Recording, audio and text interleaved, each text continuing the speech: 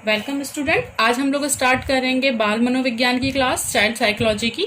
ठीक है, ये जो क्लास होगी आपको सीटेट और DTPLSP यानी कि PRT फर्स्ट पेपर के लिए भी इतनी इंपॉर्टेंट होगी जितनी ये सीटेट के लिए। हम इसके बेसिक्स से स्टार्ट करेंगे। तो बाल मनोविज्ञान की अगर हम फर्स्ट क्लास स्टार्ट करें तो उसमें बात करते हैं हम सबसे पहले बाल मनोविज्ञान के अंदर डेवलपमेंट की।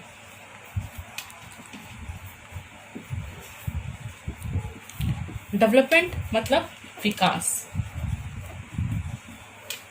ठीक है, तो बाल मनोविज्ञान के अंदर विकास, डेवलपमेंट का मतलब क्या है, हम क्यों पढ़ते हैं, तो आइए इसके बारे में बात करते हैं। विकास का संबंध जो होता है वो परिवर्तन से होता है। परिवर्तन की ऐसी प्रक्रिया से होता है जिसके अंदर, ठीक है, इसका जो आपका संबंध है, रिलेशन जो है इसका, वो किससे है? परिवर्तन से है, यानी कि चेंज से है, परिवर्तन से है। और जो ये इसका रिलेशन होता है चेंजिंग प्रोसेस से, इसी से आपका अर्थ निकलता है जिसके अंदर आप पढ़ते हैं क्वांटिटेटिव एंड क्वालिटेटिव अप्रोच को, यानी कि विकास का एक संबंध जो हम लोग पढ़ते हैं मात्रात्मक और गुणात्मक या परिमाणात्मक से। ठीक है, तो इसकी डेफिनेशन के रूप में अगर हम लोग बात करें, ये क्या है कि विकास का संबंध परिवर्तन की ऐसी प्रक्रिया से है जिससे गुणात्मक तथा परिमाणात्मक दोनों प्रकार के परिवर्तन जुड़े होते हैं। ठीक है, तो अगर हम मानव जीवन को वृद्धि और विकास की दृष्टि से अवस्थाओं में बांटें, अगर हम लोग एक ह्यूमन प्रोसेस को विकास की दृष्टि से, वृद्धि की दृष्टि से भी और विकास की दृष्टि से भी स्टेजेस में बांटें, अवस्थाओं में बांटें, स्टेजेस,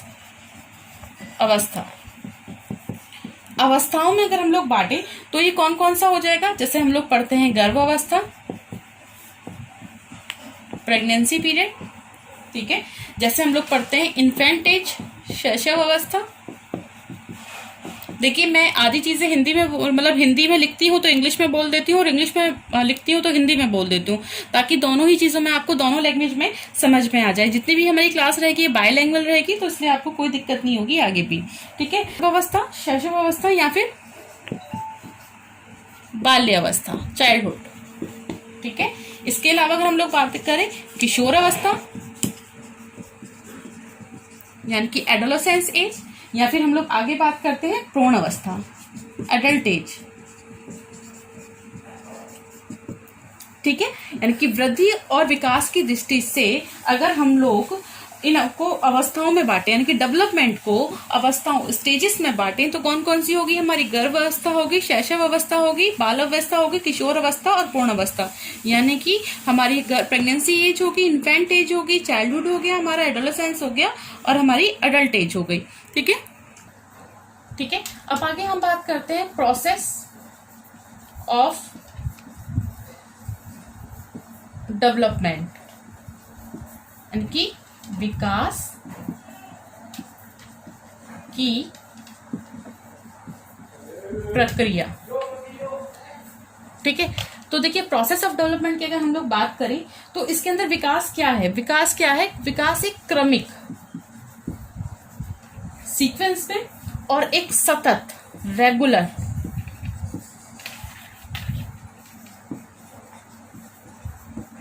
प्रक्रिया है। ठीक है, तो प्रोसेस ऑफ डेवलपमेंट के अंदर अगर हम लोग बात करें तो विकास की जो प्रक्रिया है वो कैसी है? वो क्रमिक है और सतत प्रक्रिया है, यानी कि रेगुलर प्रोसेस है और सीक्वेंस पे है। यानी कि अगर हम लोग बात करें, पहले गर्भ अवस्था आएगी, इन्फेंट एज आएगी, शैशव अवस्था आएगी, फिर बाल्य अवस्था आएगी, किशोर अवस्था आएगी, फिर प्रौढ़ अवस्था आएगी। यानी कि एक एक एज हम लोग पढ़ते हैं, जैसे इन्फेंट एज पढ़ते हैं पहले आप लोग, उसके बाद आप चाइल्डहुड पढ़ते हैं, चाइल्डहुड के बाद आप एडोलेसेंस पढ़ते हैं। ठीक है, तो एक सीक्वेंस में पढ़ते हैं। ये सारी चीजें एक प्रोसेस है क्रमिक। तो इस तरीके से हम अगर बात करें कि विकास की कहानी कहाँ से शुरू होती है, तो देखिए, विकास की कहानी शुरू होती है माँ के गर्भ से होती है, यानी कि प्रेगनेंसी पीरियड से होती है, और उसके बाद कब तक होती है? सारी जो विकास की अवस्थाएं होती है उसको कंप्लीट करने के टिल डेथ तक हमारा जो विकास का प्रोसेस वो चलता है। यानी कि पर्टिकुलर एज पे खत्म नहीं होता। जो हमारा बर्थ पीरियड होता है, प्री बर्थ पीरियड होता है, उससे लेकर टिल डेथ तक ये जो हमारा डेवलपमेंट प्रोसेस है पूरा चलता है। ठीक है, इसके बाद हम बात करते हैं तो माँ की गर्भ से लेकर जन्म के पश्चात जब बच्चा मैच्योरिटी एज पे होता है, परिपक्व अवस्था ग्रहण करता है, व्यक्ति के अंदर कैसे कैसे गुणात्मक भी और मात्रात्मक भी, ठीक है, ये परिवर्तन आते रहते हैं। इसके अलावा अगर हम लोग बात करें तो जो बालक होता है, एक जो बच्चा होता है, ठीक है, जो चाइल्ड होता है, उसके अंदर क्या होता है, फिजिकल, शारीरिक, मेंटल मानसिक, सामाजिक सोशल, संवेगात्मक इमोशनल, ठीक है, नैतिक मोरल और सौंदर्यात्मक, ब्यूटी फॉर्मेट, यानी कि शारीरिक फॉर्मेट में फिजिकल, मानसिक रूप से मेंटल, सोशल रूप से सामाजिक, इमोशनल रूप से संवेगात्मक रूप से, नैतिक रूप से और उसके सौंदर्यात्मक रूप से बच्चे के अंदर क्या होता है, निरंतर प्रगति होती रहती है, परिवर्तन होता रहता है। तो इस तरह हमने जाना कि डेवलपमेंट, विकास के जितने भी आयाम होते हैं उनके गर्भ के बाद से ही उसमें निरंतर प्रगति करते रहते हैं, यानी कि ये सारे जो आयाम होते हैं गर्भ के बाद से ही इन सब में निरंतर चेंज होते रहते हैं। इसके अलावा अगर हम लोग बात करें बालक की रुचियां, इंटरेस्ट, ठीक है, उसकी हैबिट, आदतों, उसके दृष्टिकोण, थॉट प्रोसेस, इसके अलावा जो उसके जीवन वैल्यू होते हैं, लाइफ जो वैल्यू, मोरल वैल्यू जो होते हैं, जीवन मूल्य, जो उसके वैल्यूज होते हैं, ठीक है, उसके स्वभाव, नेचर, ठीक है, और उसके उच्च व्यक्तित्व यानी कि हाई पर्सनैलिटी जो उसकी होती है, इन सभी के अंदर जो है गुणों में समय समय में कुछ ना कुछ चेंजेस आते रहते हैं। इन सब की वजह से क्या होता है, जो बच्चे का इंटरेस्ट चेंज होता रहता है, उसकी आदतें डिफरेंस होती रहती है, टाइम पीरियड के अकॉर्डिंग दृष्टिकोण अलग हो जाता है, जीवन वैल्यूज अलग हो जाती हैं। जैसे अगर हम एक बच्चे की बात करें तो बच्चा इन्फेंट एज में उसकी कोई भी अपनी लाइफ वैल्यू नहीं होती, कोई उसके जीवन मूल्य नहीं होते, लेकिन जैसे बच्चा चाइल्डहुड स्टेज में होता है, जब बच्चा एडोलेसेंस में होता है, तब उसके अंदर जीवन मूल्यों की बहुत इंपॉर्टेंट रोल प्ले करते हैं ये सारे प्रोसेस, ठीक है। उसकी आदतों के अंदर चेंज आता है, इन्फेंट एज में अलग होती है, चाइल्डहुड स्टेज में कुछ अलग परिवर्तन आते हैं, इसके अलावा एडोलेसेंस में कुछ अलग प्रोसेस होता है। तो ये सारी चीजों से हमने क्या सीखा कि जो डेवलपमेंट है वो निरंतर चेंज होता रहता है, लेकिन एक क्या होता है, एक सीक्वेंस में होता है, कभी रुकता नहीं है, क्योंकि वो प्री बर्थ स्टेज से लेकर जब तक डेथ होती है तब तक वो बच्चे का चलता रहता है। और बहुत सारे आयामों के अंदर उसके अंदर चेंज आते हैं, लाइक जैसे हमने पढ़ा शारीरिक, मानसिक रूप से, सामाजिक रूप से, संवेगात्मक रूप से, नैतिक रूप से और सौंदर्यात्मक रूप से, ठीक है। और इन सब चेंजेस की वजह से, परिवर्तन की वजह से बच्चे की रुचियों में, बच्चे की आदतों में, बच्चे के दृष्टिकोण में और उसके जीवन मूल्य और स्वभावों में या उनके उच्च व्यक्तित्व के अंदर जो है निरंतर क्या आता रहता है, परिवर्तन आता रहता है, ठीक है। तो इसके बाद हम लोग आगे बढ़ते हैं। एजुकेशन के अंदर मनोविज्ञान को लाने का जो श्रेय जाता है वो जाता है आपके विलियम जेम्स को। जो विलियम जेम्स थे, इन्होंने सबसे पहली बार मनोविज्ञान को एजुकेशन के अंदर लाया, ठीक है। साइकोलॉजी को किसके अंदर लाया, एजुकेशन, शिक्षा के अंदर लेकर आए। किसको, मनोविज्ञान को शिक्षा के अंदर लेकर आए। इन्होंने क्या बताया, इन्होंने बोला कि जो इनके अनुसार जो शिक्षा जो होती है वो कैसी होनी चाहिए, education should be two sided, ठीक है। इनके अनुसार जो शिक्षा है वो कैसी होनी चाहिए, शिक्षा होनी चाहिए द्विकेंद्रीय। समझ में आया, किन के अकॉर्डिंग, विलियम जेम्स के अकॉर्डिंग। इन्होंने बोला जो एजुकेशन है वो टू पोलर होनी चाहिए, और वो जो टू पोलर होनी चाहिए वो किस तरीके से होनी चाहिए, एक तरफ टीचर और दूसरी तरफ स्टूडेंट, ठीक है। तो जो टू पोलर इन्होंने बताया कि जो एजुकेशन है वो किस तरीके से होनी चाहिए, थ्री पोलर वाला फॉर्मेट नहीं दिया इन्होंने दिया कि एजुकेशन टू पोलर पे होनी चाहिए, एक तरफ स्टूडेंट होना चाहिए और एक तरफ टीचर होना चाहिए, ठीक है। इसके अलावा इन्हीं के अकॉर्डिंग अगर हम लोग बात करें, इनसे पहले जो परंपरागत तरीका था एजुकेशन का, जो ट्रेडिशनल तरीका था, उसके अंदर जो एजुकेशन थी वो एक केंद्रीय थी, ठीक है, एक केंद्रीय थी,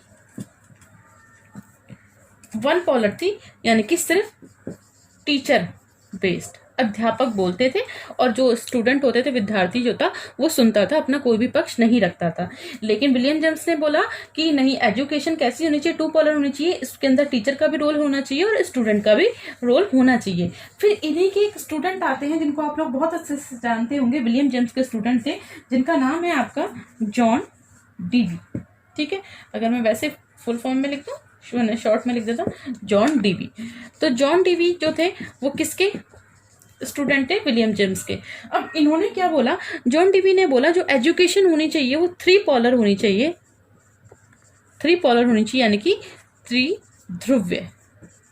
ठीक है, तो जॉन डीवी के अनुसार जो एजुकेशन होती है वो कैसी होनी चाहिए, वो होनी चाहिए त्रिध्रुव्य।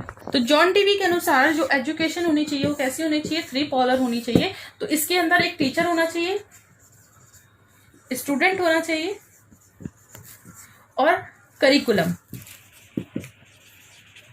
या इन शॉर्ट बात करें तो इन्वायरमेंट, वातावरण। ठीक है, तो वातावरण परिपेक्ष भी इनके अकॉर्डिंग होना चाहिए था थ्री पोलर एजुकेशन में, किसके अकॉर्डिंग, जॉन डीवी के अनुसार। तो जॉन डीवी ने वातावरण के ऊपर, मतलब वातावरण की भूमिका पे बहुत अधिक बल दिया। इनकी करिकुलम एक्टिविटीज पे बात करें या फिर जो हम लोग पाठ्यक्रम होता है, इन्वायरमेंट होता है, इसके ऊपर उन्होंने बहुत इंपॉर्टेंट रोल प्ले कहा, किसके अंदर, एजुकेशन के अंदर, मनोविज्ञान के अंदर। तो जॉन डीवी के अनुसार एजुकेशन के कौन से फॉर्मेट पर दिया गया, थ्री पोलर पे बल दिया गया, जिसके अंदर क्या था, एक टीचर था, स्टूडेंट था, वो मत समझ लीजिएगा, चाहे टीचर था, स्टूडेंट था, और क्या था हमारा, इन्वायरमेंट। ठीक है, यानी कि वातावरण। तो इन्होंने जो कौन सी एजुकेशन पे बल दिया जॉन डीवी ने, लर्निंग बाय डूइंग, यानी कि कर के सीखना। ठीक है, इस पे किसने बल दिया, जॉन डीवी ने बल दिया। और इसके बाद इन्हीं के स्टूडेंट, यानी कि जॉन डीवी, विलियम जेम्स के स्टूडेंट, देखिए विलियम जेम्स के स्टूडेंट थे जॉन डीवी, और जॉन डीवी के जो स्टूडेंट थे वो थे किलपैट्रिक, सुना होगा आपने नाम, किलपैट्रिक। ठीक है, किलपैट्रिक ने फिर आगे इन्हीं के एजुकेशन जो थॉट्स थे उन पे काम करा और एक न्यू मेथड दिया जिसको आप लोग जानते हैं, प्रोजेक्ट मेथड, यानी कि परियोजना विधि। किसने दी, किलपैट्रिक ने, इन्हीं के स्टूडेंट ने, जिसके बाद आप लोग आगे फॉर्मेट में पढ़ेंगे। इसी फॉर्मेट को जॉन डीवी ने फॉर्मेट दे दिया, एजुकेशन साइकोलॉजी आ गई, विलियम जेम्स ने हमें बता दिया किस तरीके से हमें काम करना चाहिए। तो उसी के बाद हम लोग पढ़ते हैं CDP, यानी कि चाइल्ड डेवलपमेंट पेडागोजी। ठीक है, इसके लिए हम नेक्स्ट क्लास शुरू करेंगे CTET और DSSS यानी कि PRT के लिए। ये ध्यान रखिएगा, PRT के लिए बेसिक क्लास है, और चाहे वो CTET है आने वाले दिनों में का, UP TET है, या फिर आपका सुपर टेट है, इनके लिए पूरा फॉर्मेट जो भी आता है इस टॉपिक से रिलेटेड, वो सारी चीज़ों में आपके लिए हेल्पफुल रहेगा। ठीक है, स्पेशली बेस्ड जो क्लास अगर हम लोग बात करें तो ये टेट को लेकर है, लेकिन PRT के लिए भी ये बेसिक नॉलेज है जिनको पता होनी चाहिए। तो अगर आपको वीडियो अच्छा लग रहा है तो प्लीज़ ज़्यादा से ज़्यादा लोगों के साथ शेयर कीजिएगा और सब्सक्राइब करिए। चैनल को सब्सक्राइब नहीं करेंगे तो फिर कैसे आपको मेरी वीडियोज़ की नोटिफिकेशन मिल पाएगी। और प्लीज़ अगर वीडियो अच्छा लग रहा है तो लाइक कीजिए, अच्छा नहीं लग रहा तो डिसलाइक कीजिए, एटलीस्ट मुझे पता तो चलेगा। आप कमेंट बॉक्स पे तो कमेंट करते नहीं है तो मुझे इसी तरीके से पता चल जाएगा कि मेरे वीडियोस आपको पसंद आ रहे हैं या नहीं आ रहे। ओके, बाय, मिलते हैं।